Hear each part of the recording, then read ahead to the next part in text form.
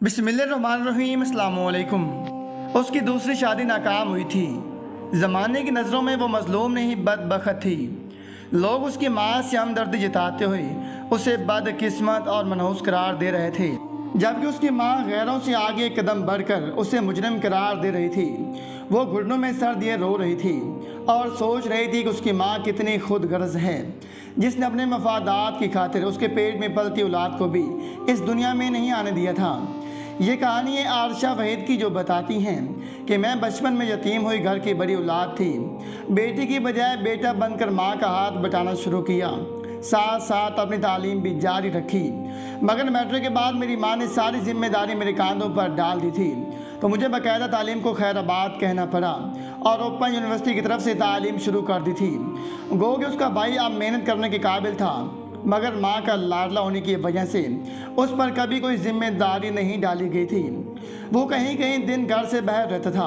अगर कभी मैं एहतजाज करती तो मेरी वालदा मेरे सामने आंसू बहाने लगती। मेरी वालदा ने मेरी पहली शादी किसी अपने दोस्त के बेटे के साथ, उनकी सोच ये थी कि मेरी वालदा और बहन को भी सहारा देगा, मगर ये उनकी खाम ख्याली साबित हुई। जब वो मेरी माँ की उम्मीदों के बरखिलाफ निकला तो मेरी वालदा ने उससे मेरी तलाक करवा दी, क्योंकि वो मुझे भी वालदा और बहन की मदद करने से मना करता था। जब मुझे तलाक हुई तो मैं उम्मीद से थी। मेरी वालदा ने मेरी औलाद के लिए मेरी ही कोख को कब्र बना दिया था, मगर मैं चाहकर भी माँ के इस फैसले की मुखालफत नहीं कर सकी। और मेरी सगी माँ को मेरे दुख का कोई एहसास नहीं था।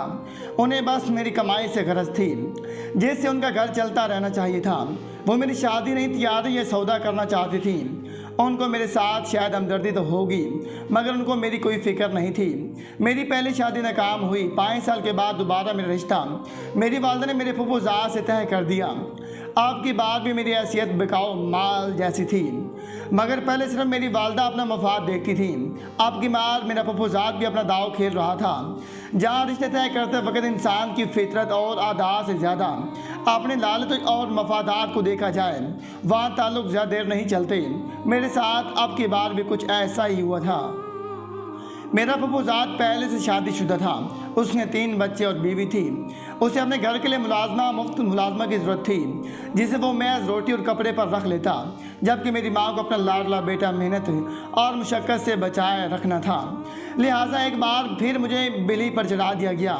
मेरी शादी के बाद मेरे फुफुज़ाद ने निकाहें बदल ली।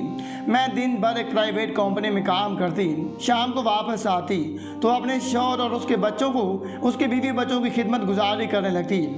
मुझे इसके एवज़ मेरे शौहर का चंद घंटों के लिए साथ मिल जाता। मेरे शौहर को मेरी ज़ात में कोई दिलचस्पी नहीं थी। उसे मेरी कमाई और अपने दूसरे बीवी बच्चों की खिदमत में ज़्यादा दिलचस्पी थी। मेरे महीने बाद मिलने वाली तनख्वाह आते मेरे हाथ से वो ले लेता और अपने पहले बीवी बच्चों पर लगा देता। एक बार फिर बाद मफादात के टकराव की आ गई थी और एक बार फिर मेरा घर उजड़ गया था। हुआ को यूँ कि जब मेरे शौहर ने बजाय मेरे घर वालों को सहारा देने की, उल्टा मेरी तनख्वाह लेकर अपना पेट भरना शुरू कर दिया, तो मेरी वालदा और मेरे शौहर के दरमियान तो तकरार हो गई। दूसरी जाने मैं बज़िद थी कि मुझे भी पूरे हकूक़ मिलने चाहिए। मेरी भी शदीद ख्वाहिश थी कि मेरी भी औलाद हो, मगर मेरा शौहर इस हक़ में नहीं था। वो बस मेरी हैसियत घरेलू मुलाजमा की सी रखना चाहता था। इन्हीं बातों की वजह से एक बार फिर मुझे तलाक हो गई और एक बार फिर मैं अपनी वालदा की दहलीज पर आ बैठी। अब की बार लोगों की बातों से मैं इतना जज हो गई कि मैंने ज़िंदगी पर अपनी मौत को तरजीह दी, क्योंकि मेरा भाई मेरा सहारा बनने के लिए तैयार ना था। मेरी बहन और वालदा का लालच मेरा घर नहीं बसने दे रहा था और लोगों के इस तंज़ और त्रास की वजह से घर से निकलना मेरे लिए मुमकिन नहीं रहा था। इसलिए मैंने जहर की गोलियां खा ली, लेकिन मेरी ज़िंदगी को मेरा इम्तिहान मकसूद था। मेरी माँ मेरा वसीला बनी और एक बार फिर मेरी ज़िंदगी बच गई। मैं एक बार फिर कोलू के बैल की तरह घर चलाने के लिए नौकरी करने लगी, मगर अब की बार भी मेरी माँ को मुझसे कोई रहम मुझ पर नहीं आया था।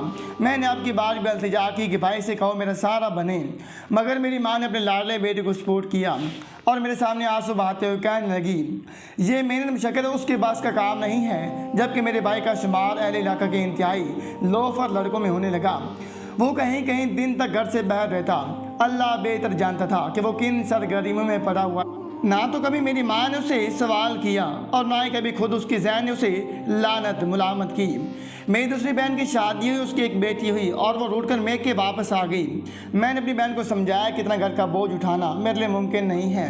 मैं गांव के किसी मोतबर बंदे को कहकर तुम्हारी और तुम्हारे शोर की सुलह करवा देती हूँ, क्योंकि बच्ची के दूध, बीमारी और हर चीज़ के अखराजात उठाना वालदा का और अपना और आपका पेट पालना मेरी कमाई से इतना कुछ मुमकिन नहीं होगा।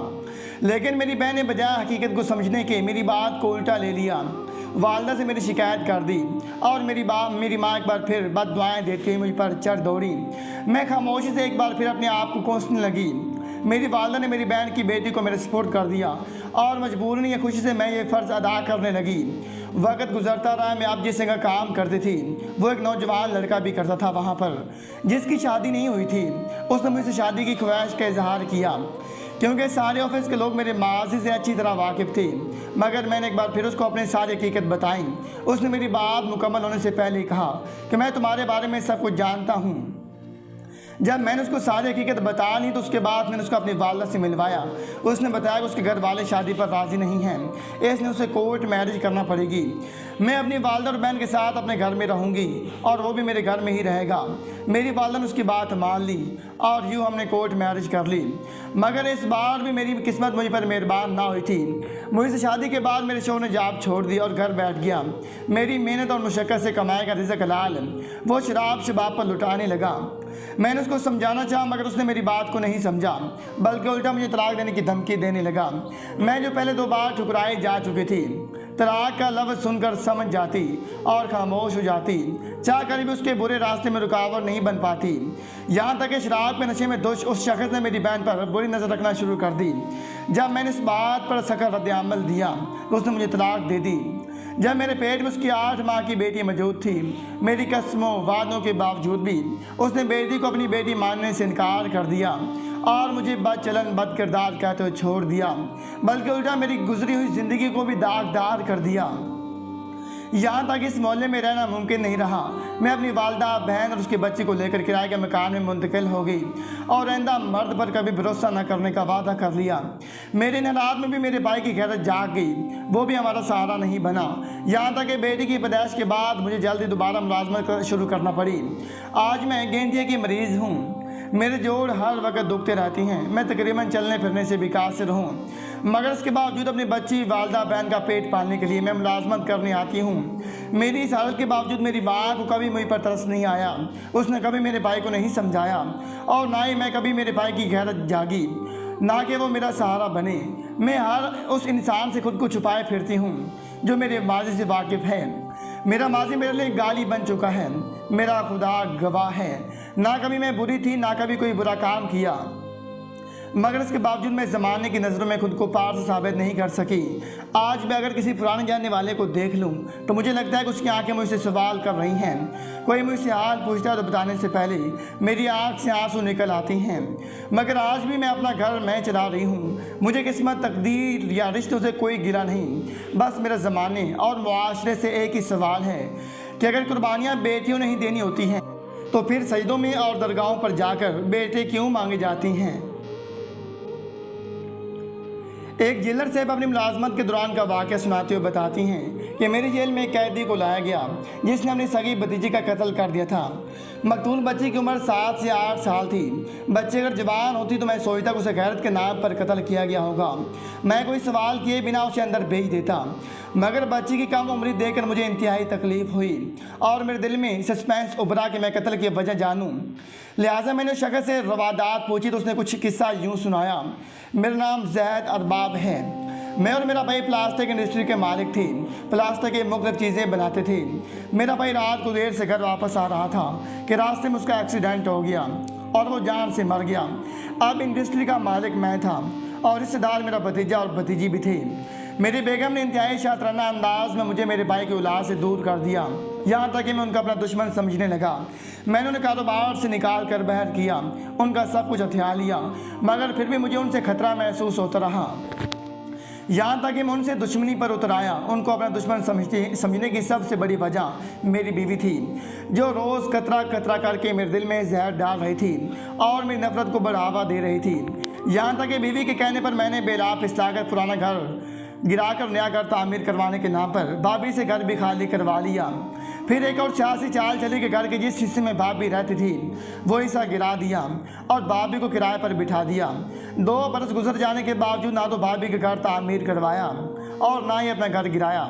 जब भाभी के अकाउंट में मौजूद जमा पूंजी खत्म होने लगी तो भाभी ने दबे लफ्ज़ों में घर की तामीर का मुतालबा शुरू कर दिया। मैं इसी मौके के इंतज़ार में था जब भाभी अपने घर की तामीर का मुतालबा किया तो मैंने भाभी से कहा कि वो हम लोग ये घर और ये जगह बेचकर किसी अच्छी सोसाइटी में मुंतकिल हो जाती हैं। वो बेचारी कम अकल औरत अब भी मेरी चाल को नहीं समझ सकी थी और मेरी बात मान ली।